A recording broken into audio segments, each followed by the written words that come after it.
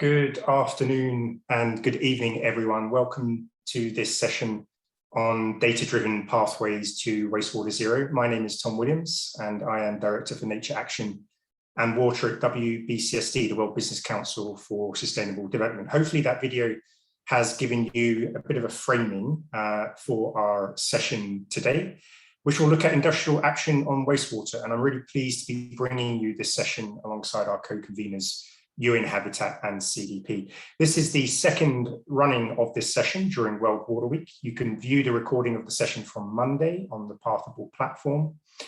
And today we do have some different speakers and also a new paper to highlight and showcase. So we will cover some different ground.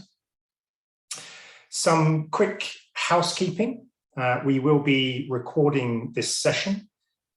So you can come back onto the Pathable platform throughout the World Water Week and view the recording. Please do use the chat function on Pathable to post any questions. I'll come back to them later on during our panel discussion. On the next slide, we have our agenda for today. We will have three quick presentations to give some background and context on industry and wastewater, taking a look at some of the trends, drivers, and key priorities moving forward. We will then have a panel discussion that will focus on data and how it can accelerate action on wastewater, and also take your questions. On the next slide, you'll see our contributors for today's session. We have Kate from CDP and Graham from UN Habitat, who will do some of the scene setting. And then for the panel, we have Luis from ICRA, Danielo from ABB, Nadia from Actium to dig into the data aspect. And special thanks to our co-hosts, Swapna and Lauren, who are making sure that everything runs smoothly in the background. Okay, I'm going to provide an overview of WBCSD's Wastewater Zero initiative, where it came from, its objectives and some of the key activities. Over the last few years, we have gained a much clearer understanding of the scale and urgency of the wastewater challenge, and also the role of business from 2017's World Water Development Report, which focused on wastewater and brought to prominence this figure of 80% of wastewater being discharged without treatment. The 2018 status report on SDG 6 from UN Water, which has since been updated, but the message remains the same. We are not on track to meet SDG 6 targets. And the World Bank's report from 2019, The Invisible Water Crisis, which for the first time presented a global economic impact of water pollution. And in 2020, a report from WRI put a cost to meeting SDG 6 targets by 2030, specifically for eliminating industrial wastewater pollution. They estimated an annual cost of $87 billion up till 2030, which is considerably cheaper than business as usual. And we've continued to have annual water reports from CDP with their data insight from corporate disclosure. And in recent years, CDP has really highlighted corporate action in blind spots as it relates to water pollution, which we will hear more about later from Kate. So all of this was the backstory, if you like, of the Wastewater Zero report that was published in 2020, where we set out to drive business action on wastewater to contribute to meeting SDG 6.3. And to do this, we framed the wastewater challenge as a climate issue, as a biodiversity issue, and as a water security issue. We make the case that fixing the problem is cheaper than a business as usual approach. Since launching the report, we have established three areas of work to support business action on wastewater. And for each of them, data is essential. So on the next slide, you'll see these three areas of work. First, we have the Wastewater Zero commitment. I'll provide more details of that in a minute. This is a commitment for business to demonstrate their leadership on eliminating wastewater pollution. Second is the wastewater impact assessment tool. This helps business to prioritize their own facilities and their suppliers to identify where wastewater pollution is having the biggest negative impact. And also the wastewater impact protocol. This is to bring a standardized approach for measuring the impacts of wastewater as it relates to climate, biodiversity, and water security. So moving on to the Wastewater Zero commitment, this was launched in June this year. This is a business commitment to eliminating wastewater pollution, and it has 3 pillars that business must commit to, with targets to be met no later than 2030. The first pillar is to treat 100% of wastewater and release 0 hazardous substances in own operations and in the supply chain. The second pillar is to increase the proportion of reused and recycled water in own operations and supply chain. And then the third pillar is to ensure wastewater treatment processes are low carbon and aligned with net zero commitments. The reporting for the commitment will be facilitated by the CDP Water Security Questionnaire. So for companies already disclosing through CDP, we will extract the relevant data submitted to report annually on your progress towards Wastewater Zero commitment. So this is not creating a new reporting mechanism, but using the tried and trusted system from CDP that you will hear about later. Companies' initial commitments will be related to their own operations, and then depending on how much of that company's wastewater footprint is with its own operations versus suppliers, their supply commitment is between 12 to 24 months later. So if most of the wastewater footprint is in own operations, then the supplier commitment needs to be made no later than 12 months. If most of the wastewater footprint is with suppliers, then the company has up to 24 months to make its supplier commitment. So this really recognizes that it can take some time to work with long and complicated supply chains for some sectors. So on the next slide, we bring these different components together. The Wastewater Zero commitment is about mobilizing business, getting business to step up and raise their ambition to support SDG 6.3. The Wastewater Impact Protocol was about moving business and other key stakeholders, such as investors, to adopt a standardized approach to understanding wastewater impact, so as we can move beyond metrics that are purely volumetric and instead start to understand wastewater pollution impacts as it relates to biodiversity, climate change, and water security. And the Wastewater Impact Assessment tool is about directing action to where it is most needed to reduce negative impacts. And data is so important across these different components, not just its availability, but also how it is used and shared across different stakeholder groups for decision making. And we'll hear a little bit more about that in our panel discussion later. I'm really happy that we have CDP and UN Habitat on board as Wastewater Zero champions, which means we can work together to reach out to key constituencies, industry, investors, and local governments to ensure we can create the right enabling environment for business to step up and take the Wastewater Zero commitment. And lastly from me, today WBCSD has released an insight paper on wastewater data. We'll be sharing a link to the web page which is hosting this paper. So it's about wastewater data monitoring and reporting, and it draws on some of the insight you will hear from Graham in terms of the latest on SDG 6.3. and what you'll hear from Kate in terms of some corporate trends on wastewater reporting. And the paper speaks to the Wastewater Impact Protocol and the Wastewater Impact Assessment tool that I mentioned earlier, and how it can support better data management and application by industry. Okay, without further ado, I'm going to hand over to Kate Lamb, who is Global Director for Water Security at CDP, to give some overview of some trends and insights from CDP's disclosure and water security annual survey. Kate, over to you. Thanks, Tom, and good evening, good morning, and good afternoon for everybody joining. I'm sure we've got a range of people from a range of different time zones joining us this evening. Really pleased that you're able to be with us. First slide, please, Loreen.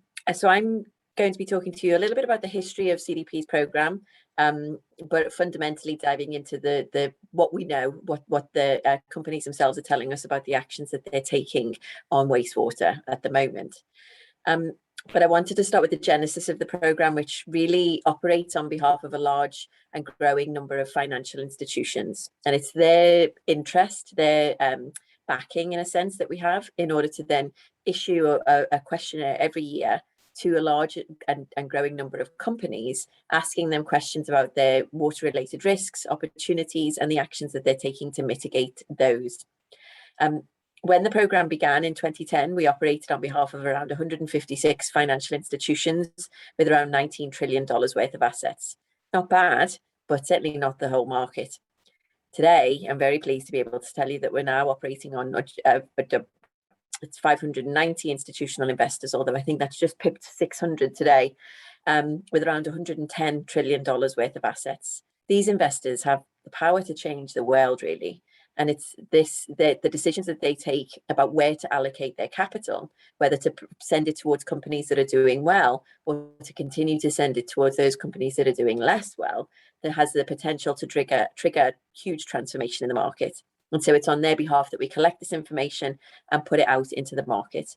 And it's safe to say that investors have woken up to water-related risks and impacts and opportunities. Thanks, Lorraine.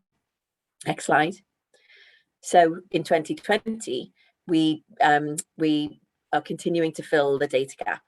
In that year, we issued the questionnaire to around 5,500 companies, and around just under 3,000 chose to respond to the information request itself. And I should let you know that the information request is available on our website, so you can get to see what other data points we collect within it.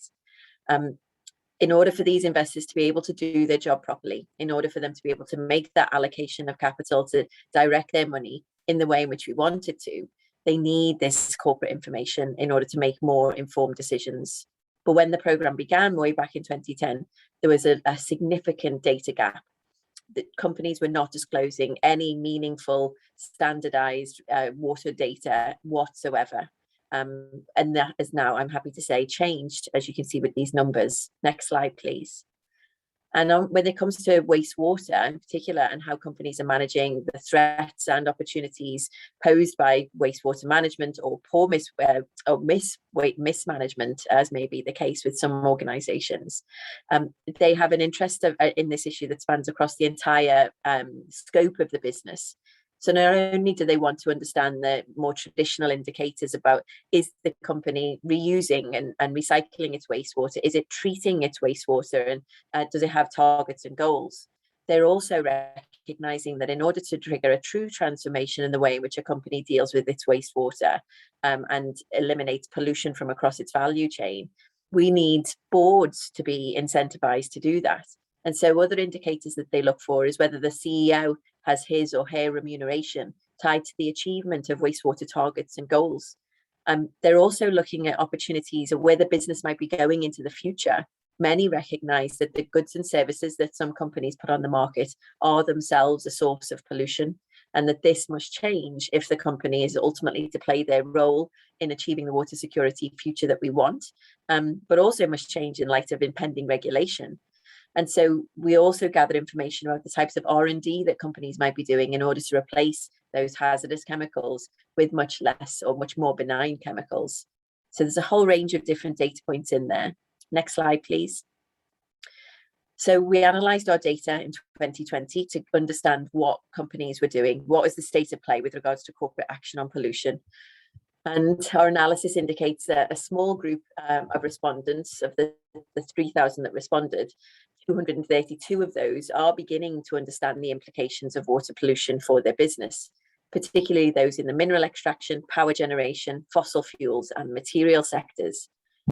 However, our analysis indicates that most respondents may be blind to the water pollution risks that they face. Despite the shifting regulatory and consumer landscapes, 90% of all respondents did not report any pollution-related risks whatsoever.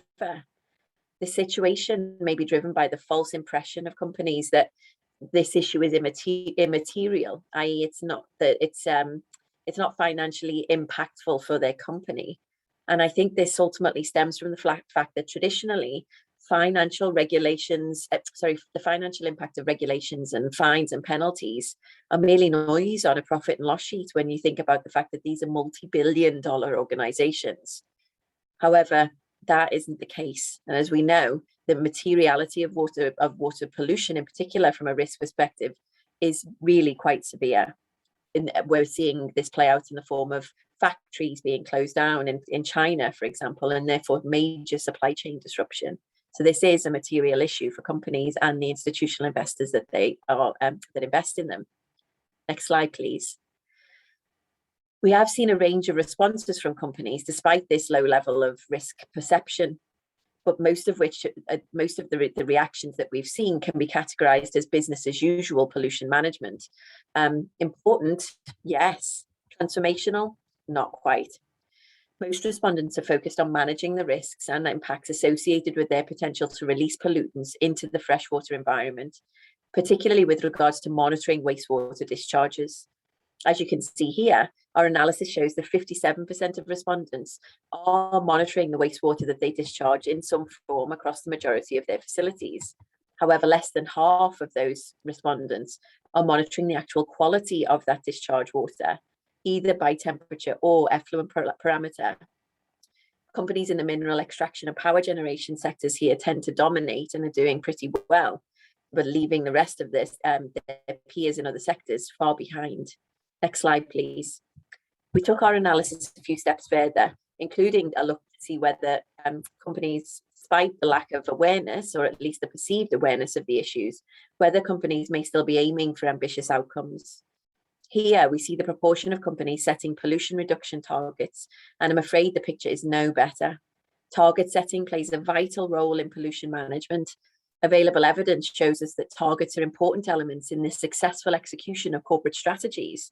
So they send a really loud signal about the importance that a company is placing on any one issue at any one time. They can lead to both cost and impact reductions, promote innovation and reduce dependency.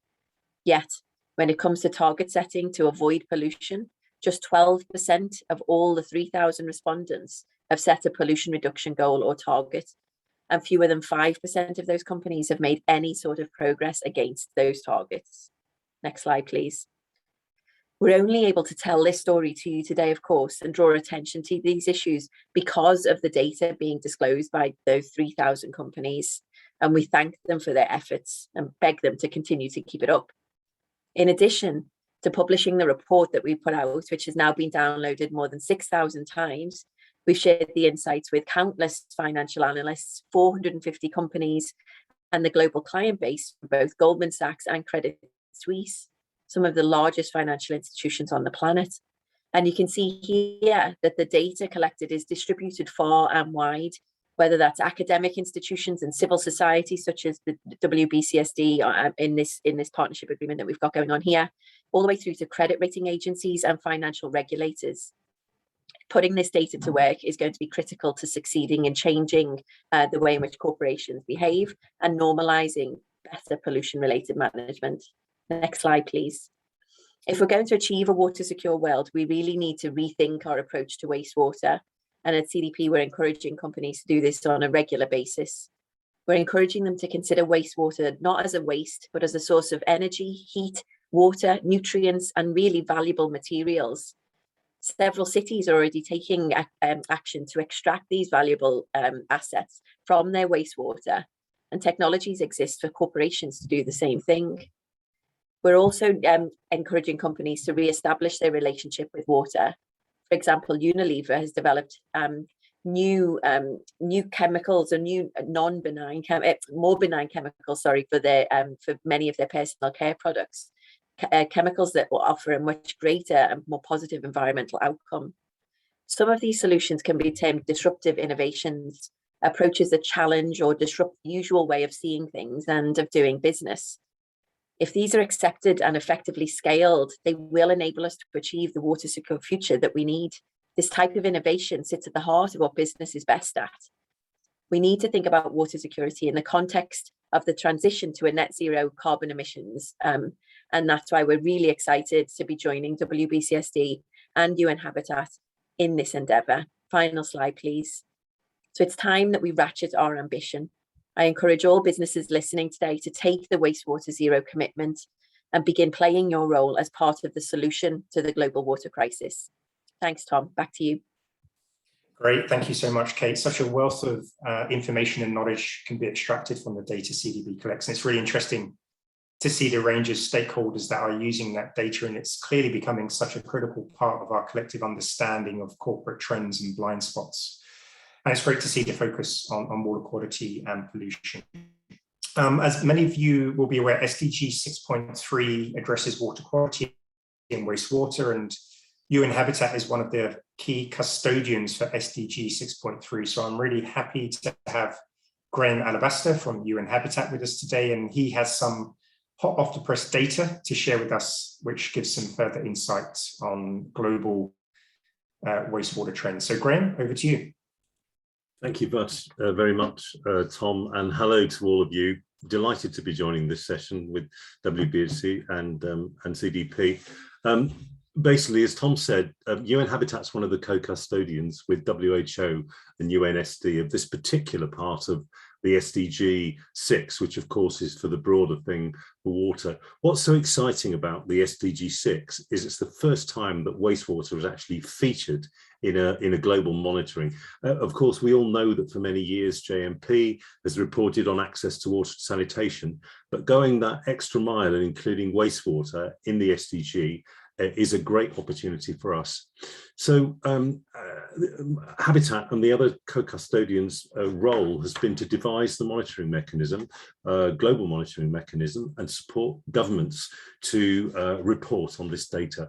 So I'm going to share with you the current state of play and tell you a little bit about how we're doing and what some of the results are from the countries. This indicator is about all forms of wastewater, and it, as it says there in the definition, it's about minimizing or halving the proportion of untreated wastewater and substantially increasing recycling and reuse globally. Now, wastewater, of course, comes from all sources, not just industry, but from domestic sources, services, and many, many others. So the idea is to get a full picture of what's going on, because without having the knowledge about who is polluting, you can't apply the polluter pays principle, and you can't, it's difficult to take action if you don't know where the pollution is coming from. So for the purposes of this particular indicator, it is disaggregated to include the domestic wastewater, which WHO lead on, and the total and industrial wastewater, which UN Habitat lead on. So basically, for us, some of the data I'm going to present to you today are about the proportion of industrial wastewater that's treated. Could we have the next slide, please? Fortunately, there's a already existing standard classification of industries, the International Standard Institute classification, which gives a reference to different types of industry, and the governments are actually requested to provide disaggregated information on wastewater generated based on ISIC codes. As you can imagine, that's a huge challenge. And of course, nationally, it's usually national statistical offices who collate this data in association with line ministries. But to actually disaggregate to this very specific level is, of course, difficult. So in practice, many countries don't manage to disaggregate huge amounts of the data. They do produce figures on total wastewater and industrial, but to disaggregate further is a bit more difficult. Some, however, do. Can we have the next slide, please? If you can see wastewater generated by economic activities here, here's an example in this slide of the varying levels of the different types of wastewater. And you can see in blue there, of course, the domestic wastewater, which also presents a significant pollution risk to health and environment. But you can see across the range of different countries who actually report, there are huge variations. There are some difficulties in standardizing and normalizing the definitions in these indicators. It's very difficult, of course, to ensure for global comparison purposes, we need to ensure the indicator is reported properly. And of course, lots of countries have existing data systems. So there are some variabilities in what's going on. You can see from this graph, so there's some huge differences depending on where you are in the world about the proportion of different types of wastewater. Could we have the next slide, please? So the first figure I want to report, this is data from a report which was released on Monday, which is basically the state of wastewater globally in the world. In terms of reporting, sadly, only 42 countries have reported total wastewater production and both generation and treatment. And, you know, basically that only represents 20%, roughly 20% of the world's population. So we can't actually make a huge global estimate on the proportion of total wastewater treated because not enough countries are reporting. It's a big challenge to do this. So you can see there's a range there. You know, many are reporting total wastewater. Some are producing information on safely treated wastewater. Again, safely treated is a definition which is variable because standards in countries vary. Anyway, that's the situation. So only 42 countries, or equivalent to 20% of the world's population, are reporting on total wastewater. Can we have the next slide, please? When we look at industrial wastewater, sadly, the situation is even worse in that there's only 14 countries in the world, can you believe it, that report on industrial wastewater separately, the proportion safely treated. And you know, this is basically only 4% of the global population. So you can see it's an extremely difficult indicator to report. And that's why, you know, the work of CDP and this initiative is very important for us, because there's many pieces of the jigsaw missing, and we don't have enough information to make this, you know, this estimate effectively. So that was the data, the latest available data we've got is from 2015. As I say, it's a very small percentage. Could I have the next slide, please? What I wanted to mention here in this particular slide, and I've picked out two examples from Latin America here because they're quite interesting. One is the figure for Mexico, and the important point about this slide is that you could see that for the volume of wastewater treated or generated and treated, you know, the proportion of municipal and non-municipal, or i.e. domestic and services wastewater versus industrial wastewater, you know, it's roughly equal. You can see that the volumes there of generated and treated are of the same order of magnitude. However, if you look at the load, the organic load, the pollution load for both municipal and non-municipal wastewater, and that's represented by the biochemical oxygen demand, you can see that the proportion of organic load, the polluting ability of the non-municipal wastewater is much higher. So even though we're reporting and we're getting information on volumes of wastewater, which is what we're using in this, if you start to dig deeper and look at the levels of pollution that are coming from non-domestic wastewater, it's highly significant. So, you know, we've still got a long way to go.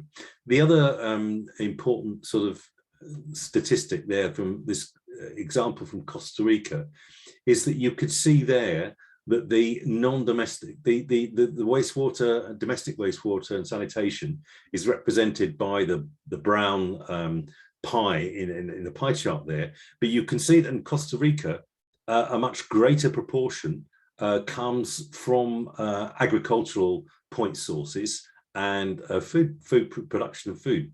So, you know, it's by no means a simple situation. And of course, we're working to support countries and member states to improve their monitoring and reach out, but we still have a reasonably long way to go. So that's why this unknown quantity from industry is so very important to us, and it represents such an important component of the wastewater production. I think that, can I have the next slide? I think that's my last slide. Yeah, but I mean, the final point I want to make is that we really need to encourage governments to take this seriously and report, and to work with partners at country level, including industry and the private sector, to get the full picture of what's going on. In reality, from both of those figures that I produced, they're saying that at least 70% of all wastewater and industrial wastewater goes untreated. The reality is that that figure is probably much higher, because most of the countries that are reported are from the global north, and we're not getting a lot of information from the global south. So, you know, the picture's pretty bleak. We've got a long way to go, but you know, we're working away at it. It's very good that the wastewater is there as an indicator in the SDGs and it's being monitored. My final comment, the importance of understanding wastewater, and this is sort of leading on from what Kate was saying, is the opportunities for reuse and recovery of nutrients are huge. We know with climate change, the water scarcity is going to hit many regions of the world which haven't suffered before. So they're going to be looking to ways to conserve water and to reuse wastewater. And I'm pretty certain that as the years go by and we see more extreme climate events, that the importance of wastewater reuse will become very, very significant. And a lot more people will start to look at reuse of wastewater as a means to augment scarce freshwater supplies. So I'll stop there. Thanks very much for your attention, everyone. Back over to you, Tom. Great, Graham. Thanks for setting the scene. And it's a solvable problem. I think that's what we all realise. We know where the solutions are. We just really need to accelerate action. Do look out for the new report from UN Water, which was launched on Monday, from which some of the data Graham shared is taken from, and really looking forward to our continued collaboration with UN Habitat and CDP. I think there's some great opportunities for collaboration as we move forward. Okay, we will now move into our panel discussion, where we will focus on data and explore the perspective of various stakeholders. On our panel, we have a researcher, an institutional investor, and a technology provider. As a reminder, if you have any questions, please post them in the chat function on the Passable platform, not in the Zoom chat, and I'll pick them up as we move through the panel discussion. So to introduce our panelists, we have Luis from the Catalan Institute for Water Research, we have Daniela from ABB, and we have Nadia from Actium. And I'm going to ask each of our panelists to briefly introduce themselves and the institution that they work for before they respond to the first question. I'm going to start with you, Luis, and I briefly introduced the wastewater impact assessment tool earlier, and ICRA is leading the development of that tool. Could you provide some more detail on the tool and how it will help inform decision-making and data collection? Yes, thank you. Thank you, Tom. So my name is Luis Coromina, so I'm researcher at the Catalan Institute for Water Research. And together with Earth Genome and Arizona State University, we are developing together with the WBSCSD this tool for industries to assess the impacts of their wastewater in terms of water security, biodiversity, and climate. So as was explained just before, it's probably industries are not reporting about their wastewater, but maybe they do not have the right tools to understand or to motivate them to do so. So we're developing something that makes them aware on the potential impacts of the wastewater that they generate, and have an idea on what actions can they take to mitigate this impact. So the tool will work at different scales, so at 3 scales. So at the global scale, so we are compiling data sets from at the global scale at reasonable good resolution, spatial resolution, with indicators about water quality, water quantity, so the utilities can understand how their utilities relate to the nearby characteristics of the environment. So this is the global scale. Then we have we'll develop part of the tool at the sub-basin scale, so trying to understand the relationship of that particular utility, the wastewater from that utility, on the socio-environmental environment at that sub-basin scale, and understand the potential impacts in terms of water security, biodiversity, and climate change. And finally, there's another level, which is at the local level. So each utility can assess their impacts in terms of particular indicators of that facility in terms of percentage of water that is recycled, greenhouse gas emissions that are emitted, and actually our role is to bring the best data and models available together to come up with that tool that is usable, that is sufficiently user-friendly to help these companies to monitor their wastewater characteristics and the actions that they are actually implementing and the potential impacts that they may have on the environment. Great, thanks for that overview, Luis. And we're really looking forward in the next couple of months to pilot testing the tool as it's developed with a number of WBCSD members. And I'll come back to you a little bit later on in the panel discussion. Daniela, I want to move on to you. ABB is a technology provider in the water space. What do you see as the key limitations for adoption of digital solutions and how smart solutions for measurement and monitoring wastewater data for industry and municipal plants? Where do you see the gaps and the challenges at the moment? Yeah, Tom, first of all, thank you very much to engage us in this discussion. I think that this common commitment around the zero wastewater is really achievable if we can work among us with different synergies. So cross collaboration, it's really important.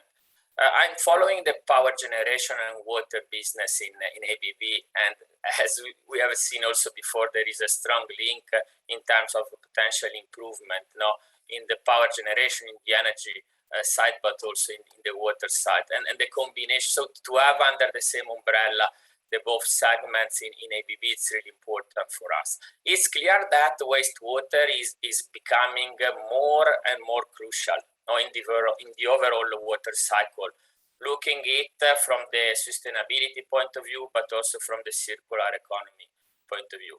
It's clear that we cannot afford more to have water untreated released into the environment, so without reusing it. So however, to do it in a better way, it's crucial to have more focus on intelligence, on the automation. So from the technology point of view, as technology provider, we try to support utilities and communities with the automation to give a better visibility. I was following with interest Graham before about only 42 country reporting wastewater data, 14 in the industrial segment.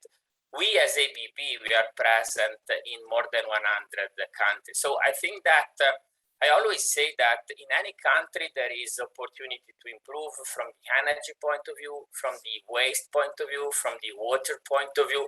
So we have not only a technological responsibility, we have also social responsibility to support improvement in the industrial sector, but also for the community.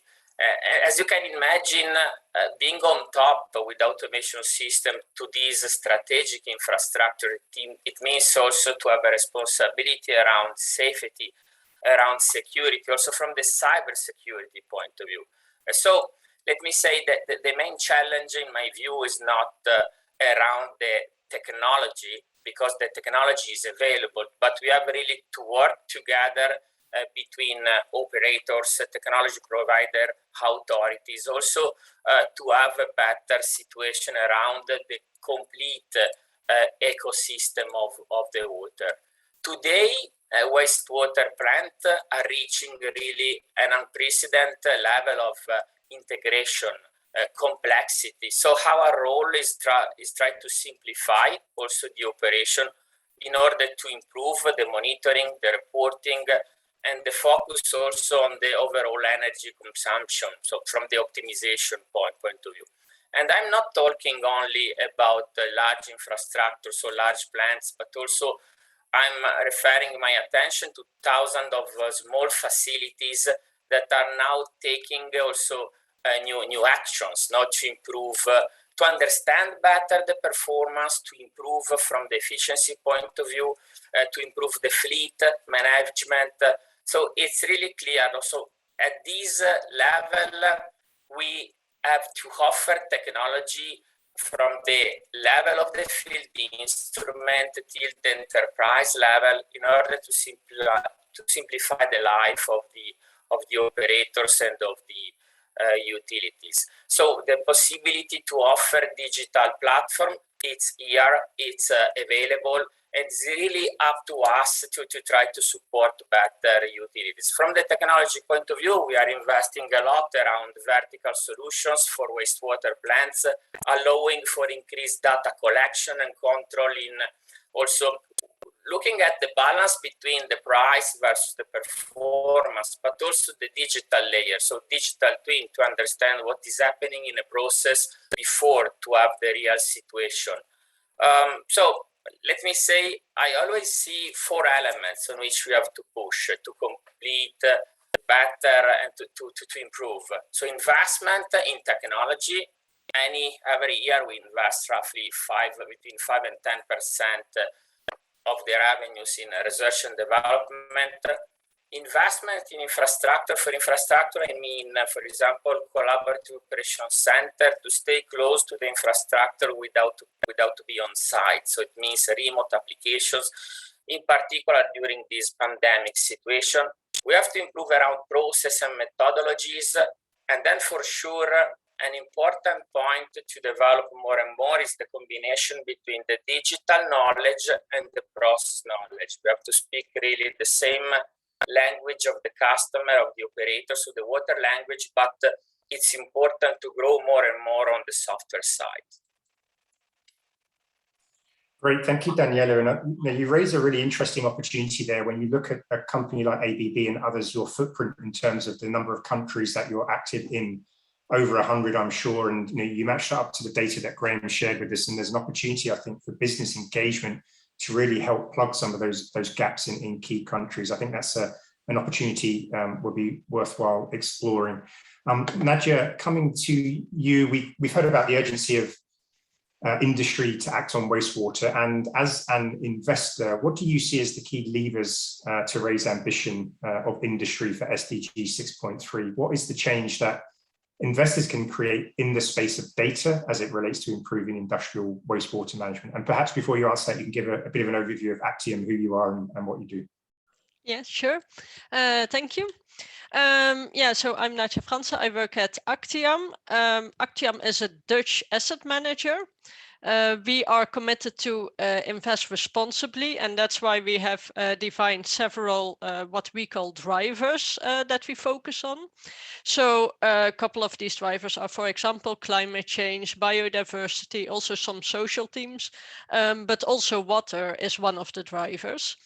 And that's really, those are the topics that we screen companies on before we invest in them, but also what we engage companies on in order to improve their behavior and to really prepare themselves for a transition that we see coming in society, in moving towards a more sustainable society. So coming back to your question, I think first thing that investors should do is define for themselves an ambition on what they want to do on water in general, but also specifically on wastewater. At Actium, for example, we have the ambition to be water neutral in our investment portfolio in 2030.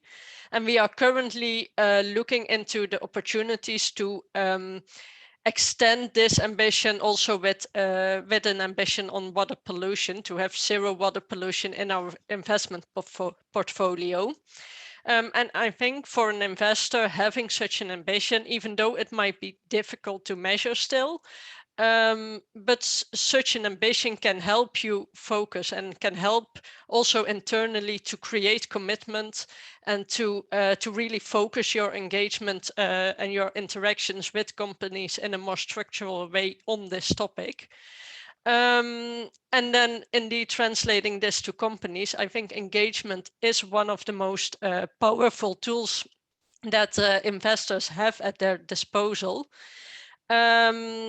it might be difficult, as we have talked about already, to engage really on the actual impacts. Often companies know about their discharges, maybe the quantity of discharges, which hazardous substances they use, but what the actual impact is on the environment, that might still be a bit difficult to assess.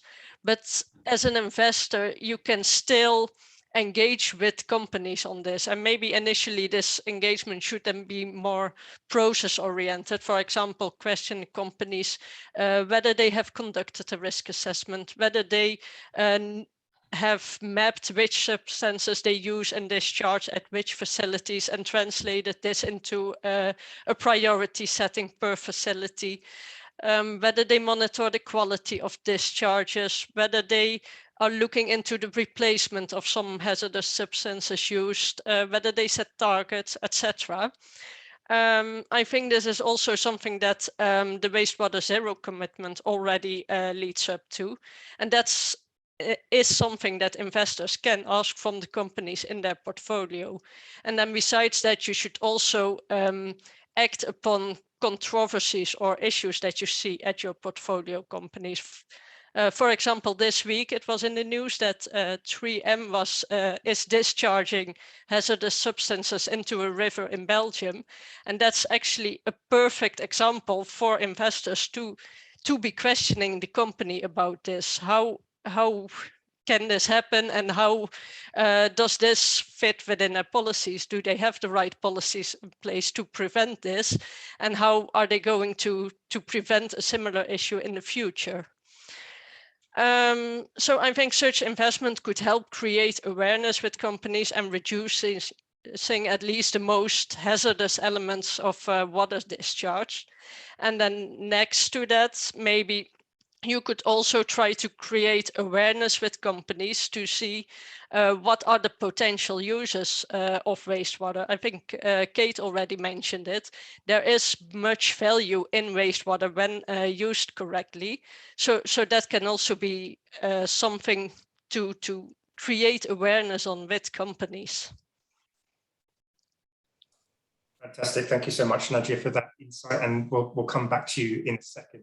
But before I come back to the panelists, I do want to take one of the questions coming in on part of one. Amanda, thank you so much. You've been very active, and I see Graham's responded to one of your questions. But I did want to pick up your question. Well, we had two questions about industrial parks, and perhaps one of the panelists might have some further insight on this. Perhaps Daniela, I don't know if ABB has experience of working with industrial parks, but from the perspective of the Wastewater Impact Protocol, to address one of your questions, what it would offer in regards to an industrial park would be that all facilities within the industrial park would be using a standardized set of indicators for wastewater pollution impact. So this creates a common language, if you like, which will aid decision-making between facilities in an industrial park. So I would say the bottom line for application of the Wastewater Impact Protocol in an industrial park setting is it really helps to facilitate that collaboration between different facilities. Daniela, I don't know if you wanted to come in there, if you have any experiences around industrial parks and wastewater management.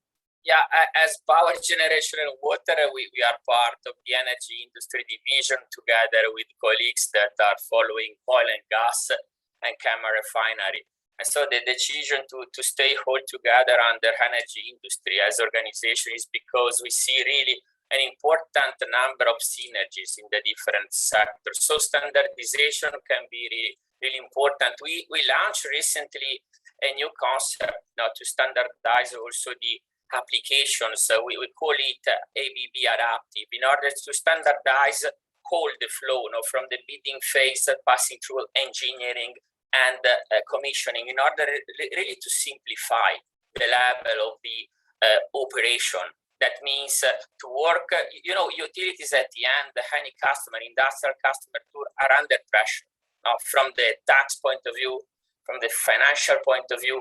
So to support them with the standardized approach in order to simplify, to reduce mistake, to reduce the time of the commissioning, to put in operation plans, it's really crucial. So as a technological provider, for sure, we have a role not only with the traditional utilities, but also with the industrial sites.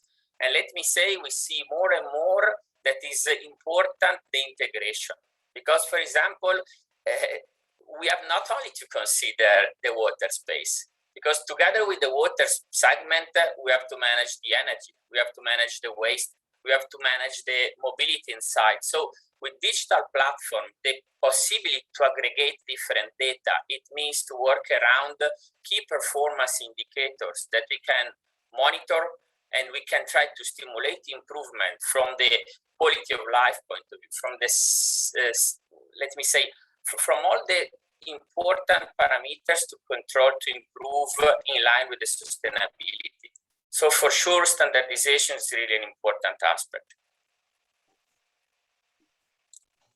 Great, thank you so much for that, Daniela. So we've heard from Luis on how different data sets, global and local, can be used to inform decision making and how that will be used for the wastewater impact assessment. Or from Daniela, we've heard about the practical realities of adopting technologies to collect and analyze data and some of the cost constraints that go with that, but also the integration opportunities between energy, water, and waste. And from Nadia, we heard how investors can form an ambition around water quality and eliminating wastewater pollution, for example, to drive industry action and really engage and start a dialogue with companies to create awareness on key issues such as valuing wastewater and all of its reuse potential. So one last final question I have for each of the panelists, and really for you to speak from your perspective as a researcher, as an investor, or as a technology provider. What would you say is the most critical area of collaboration with industry that you're really going to focus on as it relates to improving wastewater management and eliminating wastewater pollution? So I'll start with you, Luis. What would you like to see in terms of researchers' collaboration with industry on this topic? Yeah, thank you for the question. So yeah, I really think that the collaboration with industries to generate data and collect that data and make it usable for research purposes. And Graham was showing us data about, for instance, water quality and COD, organic pollution, but there are many other pollutants that matter.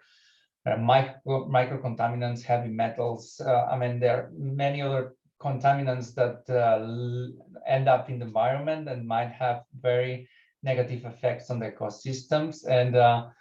And it's difficult for us to make these investigations and build models at the catchment level, for instance, to try to understand the fate and removal of these contaminants in this complex socio-environmental system if we don't have the data from the industries and the loads discharged to the environment. So I think that properly engaging them and having these incentives to provide this data and to share the data with scientific community, I think it's very important, so that we can also develop new technologies that then they can implement to reduce and mitigate those emissions. And in terms of the tool that we are developing, I think from the other side, I think that our business to collaborate, or I mean to pay back them, I think it's developing this tool that is simplifying the existing science in something that is sufficiently simple and understandable and user-friendly to also engage them to use it and help them monitor their pollutant discharges and understand their emissions. Great, thanks, Luis. And a nice segue into technologies. Daniela, as a technology provider, what would you like to see happen to accelerate your collaboration with industry as it relates to wastewater management and reducing wastewater pollution? For sure, research together and the relation not only with the industry but also with universities is important to proceed from the innovation point of view. At the end, as always, we make the difference with the people. So we have really to pay attention to the fact that with the generational exchange, there is the risk to lose competence, in particular the domain knowledge, I mean the water knowledge. So it's important for us to work in this collaborative way, not only on the technology together with our customers, but also around the infrastructure to stay close to them, no? And in the moment we are discussing now, we have around the globe 16 collaborative operation center connected in real time with plants. So in this way, we can stay really close to customers, helping them in this transformation. So I touched the point before, but again, we have to work together from the research point of view. We have to work together from the, let me say, infrastructure point of view. So common investment to stay close, and then people knowledge and the collaboration with universities is really crucial. Great, thank you so much for that, Daniela. And Nadia, last word to you. Where are you going to focus your attention in terms of collaboration with industry from an institutional investor perspective? Yeah, I can only agree with the other speakers. Of course, the development of data, better data, and also the translation of hazardous substances and how they impact the environment. So that's something we will be focusing on. I think in this, what we would like to see or do is also to implement a catchment approach. Of course, the situation is very different per catchment, depends on the ecosystem, on the natural capacity of a catchment to deal with pollution. So that's what we want to focus on, to see per catchment, to collect companies that are active in the catchment, collect also NGOs that know about the topic, academia that know about the local situation in a specific catchment, and then aggregate all this knowledge to see what can be done. And then from companies, the leading companies in this catchment, in this field, can potentially share their knowledge, share the challenges they have faced with the ones that have a bit more to do still. And yeah, try to make such an engagement or such an initiative really a collective learning experience. I think that's something that we would really like to see in the future. Fantastic. Thank you so much, Nadia. And we are just about at time. So I'd like to thank our speakers, Kate, Graham, Daniela, Luis, and Nadia. In terms of the way forward and things to look out for, we will be announcing the first cohort of Wastewater Zero committers around the time of the climate COP in November. The Wastewater Impact Protocol and the Wastewater Impact Assessment Tool will continue to be developed and piloted this year. If you are interested in learning more about Wastewater Zero, please do get in touch. Okay, we are at the top of the hour. Really great to have you in this session. Enjoy the rest of the World Water Week and see you all soon. Thank you, bye. Take care, everybody. Bye-bye. Bye-bye.